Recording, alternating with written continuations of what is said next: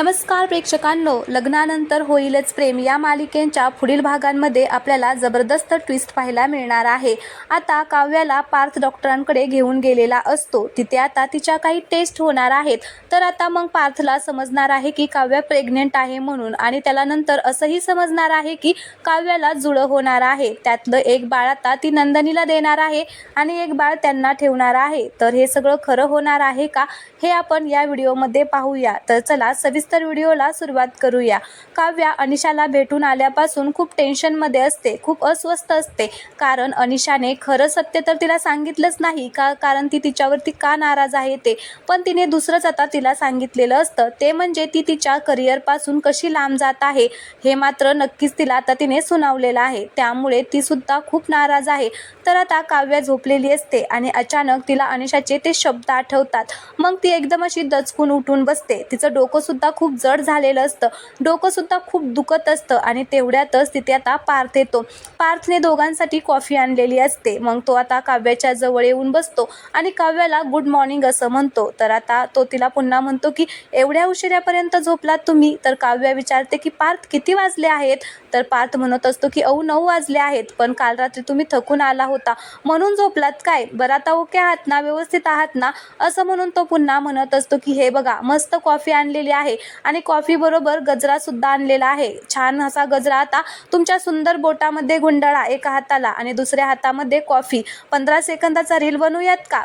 पार्थ ज्यावेळेस काव्याला असं म्हणतो रील बनवूयात का, त्यावेळेस काव्याला खूप मोठा धक्का इथे लागतो, कारण तिने आता अनिशाने जी तिला जाणीव करून दिलेली असते ती आता तिला इथे आठवते आणि आता तिचं लक्षच नसतं पार्थकडे। तर आता पार्थ तिला हाताने असं वळवून घेत असतो, तर तिचं अंग गरम लागतं, म्हणून पार्थ म्हणत असतो की हे काय, तुम्हाला तर ताप भरलाय काव्या, किती ताप आलेला आहे बघा ना। म्हणून आता तो काव्याचा ताप चेक करत असतो, पण काव्या म्हणत नसते की नाही पार्थ, मी ठीक आहे, तुम्ही काही काळजी करू नका। पण आता काव्याला बोलत असताना एकदम असं चक्कर आल्यागत व्हायला लागतं आणि आता ती अशी गोल गोल फिरून एकदम पार्थच्या अंगावरती जाऊन पडते। पार्थ खूप घाबरलेला असतो आणि तो जोरात ओरडतो, आईला आवाज देतो, आई इकडे ये, काव्याला काय झाले ते बघ। आणि मग असं म्हणून पार्थ लगेचच काव्याला हॉस्पिटलमध्ये घेऊन जातो। दुसरीकडे आपण पाहतो की नंदिनी तिचे रिपोर्ट घेऊन आलेली असते आणि ती खूप दुःखात असते, कारण आता तिला डॉक्टरांनी जे सांगितलेलं आहे ते ऐकून तर तिच्या पायाखालची जमीनच सरकलेली असते। इकडे मानिनी फोनवरती बोलत असते। मग आता मानिनी म्हणत असते की पार्थला की पार्थ अजिबात टेन्शन घेऊ नको आणि पॅनिक सुद्धा होऊ नको, सगळं व्यवस्थित विचार डॉक्टरांना, घाबरू नको। तर तिकडून पार्थ म्हणत असतो की हो आई प्लीज तू सुद्धा घाबरू नको। तर मानिनी म्हणत असते की मी नाही घाबरणार, फक्त मला एवढंच म्हणायचं आहे की तू डॉक्टरांना व्यवस्थित विचार, काय झालेलं आहे ते विचार, आणि आम्हाला पण सांग बाबा, आता काही लपू वगैरे नको। असं म्हणून मानिनी फोन ठेवते। नंदिनी आता खूप घाबरलेली असते, तर ती म्हणत असते की काय झालं आई, काय म्हणाले पार्थ? तर मानिनी म्हणत असते की अगं परवा तुला उलट्या झाल्या आणि आज काव्याला चक्कर आली।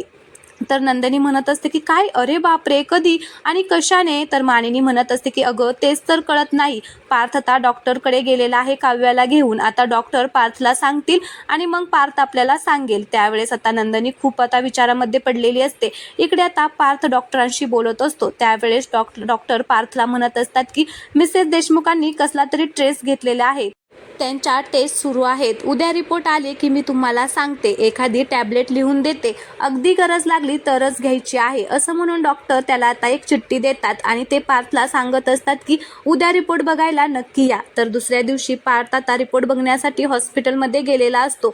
रिपोर्ट पाहून त्याला समजतं की काव्या प्रेग्नेंट आहे, त्याला खूप आनंद झालेला असतो। तर डॉक्टर त्याला म्हणत असतात की अजून व्यवस्थित सोनोग्राफी केलेली नाहीये, पण शक्यता अशी आहे की त्यांना 2 जुळी बाळं होणार आहेत। असं म्हटल्याबरोबर पार्थला धक्काच बसतो, पण आता डॉक्टर म्हणत असतात की हे अजून कन्फर्म झालेलं नाहीये, तुम्ही कन्फर्म झाल्यानंतरच ही न्यूज सगळ्यांना किंवा काव्याला सांगा। तर आता पार्थ म्हणत असतो की ठीक आहे। तर आता उद्या अजून तिची सोनोग्राफी होणार असते आणि मग त्याच्यामध्ये कळणार आहे की काव्याला जुळं आहे की काय। तर आता काव्या तिचं एक बाळ नंदिनीला नक्कीच देईल, कारण ती तिच्या बहिणीवरती खूप प्रेम करते आणि पार्थ सुद्धा त्याच्या भावावरती खूप प्रेम करतो। जरी त्यांना जुळं झालं असलं किंवा म्हणजे जुळं असलं तरी त्यातलं ते एक बाळ नक्कीच नंदिनी आणि जीवाला देणार आहेत। त्यामुळे प्रेक्षकांनो पुढे आता काय होणार आहे, काव्याला खरंच जुळं होणार आहे काही आता फक्त डॉक्टरांनी शक्यता सांगितलेली असणार आहे, हे पुढील भागामध्ये नक्कीच आपल्याला कळणार आहे। त्यामुळे तुम्ही चॅनलला प्लीज सबस्क्राईब करा। धन्यवाद।